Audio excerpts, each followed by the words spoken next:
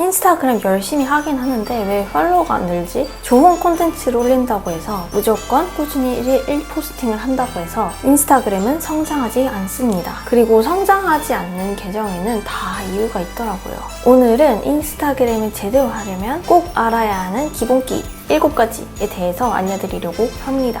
내가 부족한 부분은 뭐지? 개선해야 될 부분은 무엇이지? 생각하면서 이 영상을 끝까지 보시길 바랍니다. 첫 번째, 일관성은 팔로워 전원의 핵심이다. 인스타그램 팔로워 전원에 있어서 일관성은 70% 이상의 역할을 할 정도로 정말 중요합니다. 그만큼 콘텐츠 하나만 떴다고 해서 그게 팔로워로 바로 이어지기는 어렵다는 말입니다. 팔로워로 이어지게 하는 힘은요, 딱 2가지가 있더라고요. 첫 번째로는 이 이야기는 그리고 이 콘텐츠는 여기서밖에 볼 수 없다라는 게 너무 예상이 될 때, 그래서 약간 경험을 담은 스토리텔링형 콘텐츠를 업로드 하시는 분들은 계정이 좀 빠르게 성장을 하게 됩니다. 두 번째로는 이 사람의 다음 콘텐츠가 기대될 때 생깁니다.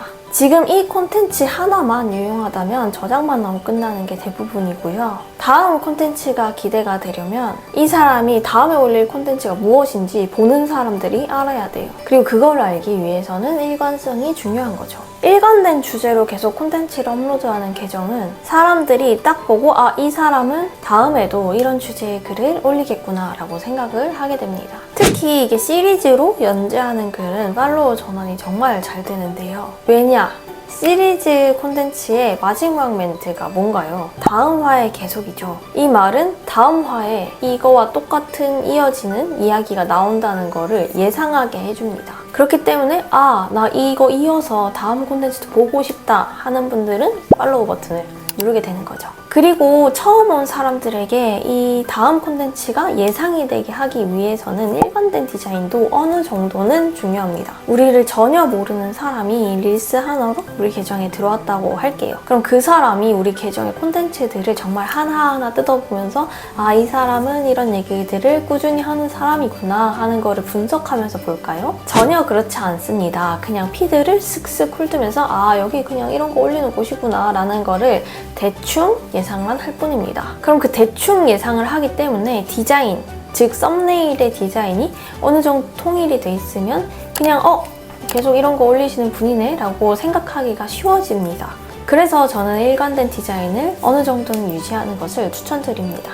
근데 그렇다고 해서 무조건 일관돼야 된다, 이거는 아니고요. 전체적인 그냥 톤, 그 정도만 일관되게 유지를 해도 충분합니다. 그래서 저는 보통은 메인으로 사용하는 색상이나 폰트 이 정도만 통일해서 디자인은 자유롭게 하는 걸 추천드리는데, 디자인 잘 하시는 분들이야 사실 이런 가이드가 없어도 일관성의 중요성을 잘 아시기 때문에 그 레이아웃에 맞춰서 어떻게든 일관되게 유지를 잘 하시겠지만, 보통의 경우에는 그렇지 않다 보니까 저는 이 색상이랑 폰트만 딱 어느 정도만 잡아줘도 충분하다라고 말씀을 드립니다. 두 번째입니다. 디자인 예쁠 필요 없다. 강약 조절이 핵심이다. 요즘 미리 캔버스나 캔바 같은 툴들이 너무 잘 나오다 보니까, 그리고 거기에 예쁜 템플릿들이 너무 많다 보니까 카드 뉴스 제작할 때 이 중에서 어느 템플릿이 제일 예쁘지? 이런 것들을 되게 고심해서 고르시는 분들이 많아지신 것 같아요. 근데 콘텐츠는 사실 디자인 그 자체보다는 메시지 전달이 가장 중요합니다. 그래서 콘텐츠 디자인은 첫 번째로 단순해야 돼요. 단순한 레이아웃이면 좋습니다. 사람들이 이 문장에 담긴 의미에 더 포커스를 맞추고 이거를 이해할 수 있도록 글자에 가장 많은 힘이 들어가야 되고, 디자인 요소가 많은 거, 오히려 복잡한 거는 메시지 전달 효과를 또 흐리게 만들 수 있습니다. 두 번째로 앞에서도 일관성이 중요하다고 말씀드렸었죠. 매번 색다른 템플릿을 사용해서 그때그때 예뻐 보이는 콘텐츠 선택해서 만드는 거 이제 금지. 웬만하면 히드 톤이 계속 일치될 수 있도록 일관성을 유지해주세요. 그리고 제가 앞에서 강약 조절을 말씀드렸는데,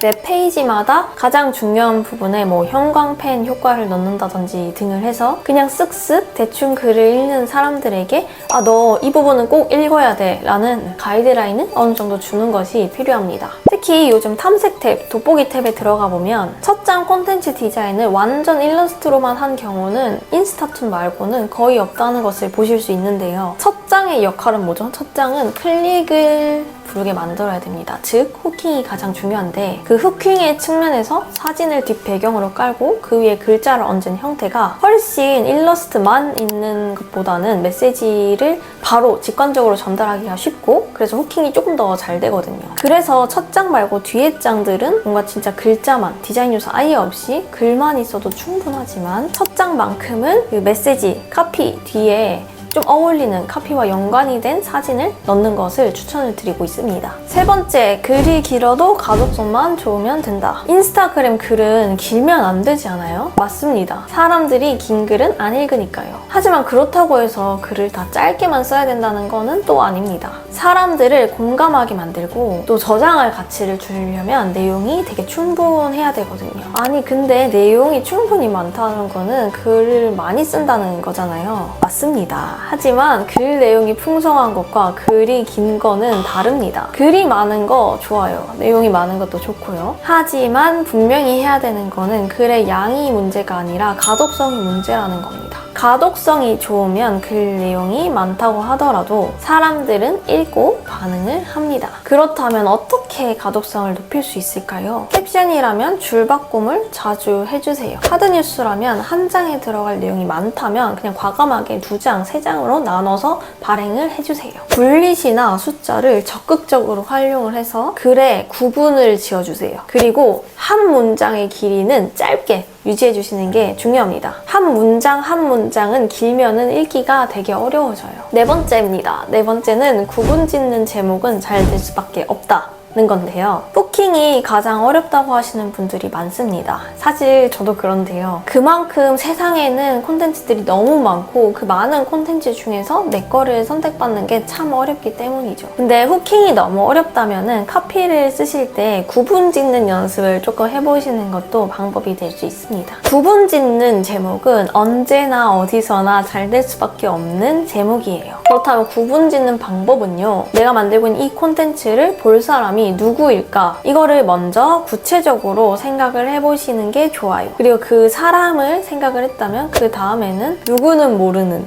누구만 아는, 누구만 공감하는 같은 식의 수식어를 붙여보시는 연습을 해보시면 됩니다. 이런 제목의 예시로는 이런 것들이 있어요. 서울 사람들은 모르는, 한국인들만 아는, ENFJ만 공감하는, 30억 부자들은 다 알고 있는 이런 것들이요. 생각해보니까 요즘 MBTI나 뭐 애견남, 테토남 이런 프레임들이 유행을 하는 것도 결국에 이 맥락과 같지 않나 라는 생각도 드네요. 이런 구분 짓는 제목이 잘 되는 이유는 해당이 되는 사람은 공감이 돼서 누르고 해당되지 않는 사람은 궁금해서 누르기 때문입니다. 다섯 번째입니다. 콘텐츠는 무조건 대화체로 적어야 된다. 콘텐츠는 광고 문구와 다릅니다. 또 보고서도 아닙니다. 친구한테 대화하듯이 쓰는 게 중요합니다. 이거는 카드뉴스도 해당이 되고 그냥 캡션을 쓸 때도 해당이 되고 릴스를 할 땐 더더욱 해당됩니다. 청담 캔디님이라고 이분은 아예 그냥 처음 릴스 컨셉을 잡을 때 아들에게 말하는 걸 컨셉으로 릴스를 하셨죠. 우리가 엄마, 아들 이 대화에 한 맥락이 들어와 있다고 생각하게 만드는 겁니다. 친구랑 대화할 때 나오지 않을 법한 그런 어려운 단어는 콘텐츠에서 과감하게 빼버리시는 게 필요합니다. 회신 부탁드립니다. 확인 부탁드립니다. 뭐 이런 말들 같은 경우도 되게 무의식적으로 또 콘텐츠에 스며드는 경우가 있더라고요. 그래서 저는 카드뉴스건 릴스건 이렇게 대본을 쓰고 나서 무조건 소리를 내서 한번 읽어봅니다. 소리 내어 읽으면 이게 자연스럽게 말이 나오는지 자연스럽지 않은지 이런 것들이 되게 명확해지거든요. 그래서 꼭 대본 썼으면 그 다음에 소리 내서 한번 읽어보기. 여섯 번째는 정 안 될 때는 10가지 정보를 모아서 만들자입니다. 콘텐츠를 아무리 만들어도 반응이 안 나오신다면 그냥 우리 타깃이 볼 법한 그런 정보들을 10가지를 모아서 한번 묶어서 소개해주는 그런 큐레이션 콘텐츠를 한번 만들어 보세요. 제가 이전에 올렸던 유튜브 영상 중에서 2025년 인스타그램과 관련된 17가지 정보를 모아서 소개한 영상이 있었는데요. 그 영상이 정말 잘 됐습니다. 일단 많은 정보를 한 곳에서 퍼주는 그런 형태의 콘텐츠는 어떤 채널이건 환영받을 수밖에 없는 그런 포맷이에요.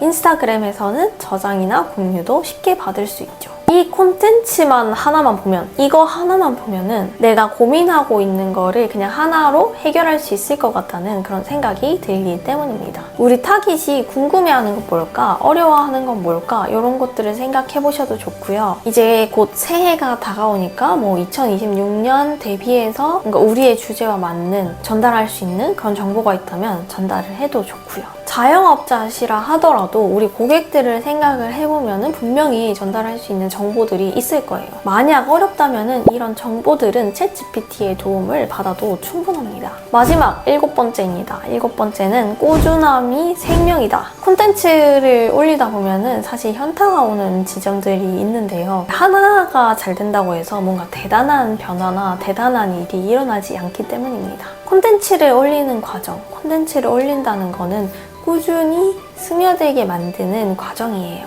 그래서 하나가 잘 됐다고 해서 막 모든 게 다 해결되는 일은 거의 없고요. 생각보다 많이 크게 바뀌는 것도 없습니다. 콘텐츠를 돈으로 연결시키기 위해서는 결국에는 신뢰가 필요하거든요. 이 사람이면 내가 가진 이 문제를 해결해 줄 수 있을 것 같다. 이 제품이면 내가 가진 문제를 해결할 수 있을 것 같다. 이런 신뢰를 주는 게 가장 중요해요. 그렇다면 그 신뢰는 어디서 나올까요? 저는 첫 번째로는 꾸준함이라고 생각합니다. 꾸준히 콘텐츠를 올리는 계정을 알고리즘이 선호하기도 하지만 신뢰는 하나의 터진 콘텐츠에서 나오는 게 아니라 일관된 주제를 꾸준히 올린 사람만 얻을 수 있는 트로피라고 생각하거든요. 그러니 하나로 뭔가 대박을 터뜨려야겠다 이렇게 생각하기보다는 꾸준히 나에게 맞는 방향으로 콘텐츠를 올리는 루틴을 만드는 것이 더 중요하죠. 여태까지 인스타그램 그저 감으로만 하셨다면 이제 구조를 보세요. 디자인보다 메시지, 길이보다 가독성, 팔로워 수보다 신뢰. 중요한 것들은 뒤에 있습니다. 여기서 잠깐 나에게 맞는 방향을 진단받고 꾸준히 콘텐츠 루틴을 만들면서 성장하고 싶은 분들을 위해 단단첼이 있습니다. 단단한 인스타그램을 만드는 챌린지 단단첼은 9년차 마케터인 저의 1대1 피드백을 받고 매주 2회 같이 공부방에 모여 콘텐츠를 만드는 과정들을 통해 6주 동안 성과를 만드는 챌린지예요. 아래 설명글 링크에서 신청 가능합니다. 오늘 소개된 7가지 중에서 여러분에게 부족하다고 생각하시는 것은 무엇인가요? 개선해야겠다고 다짐하신 게 있으시면 한번 천천히 점검해 보시길 바래요. 그럼 오늘도 성공하는 하루 보내세요. 안녕.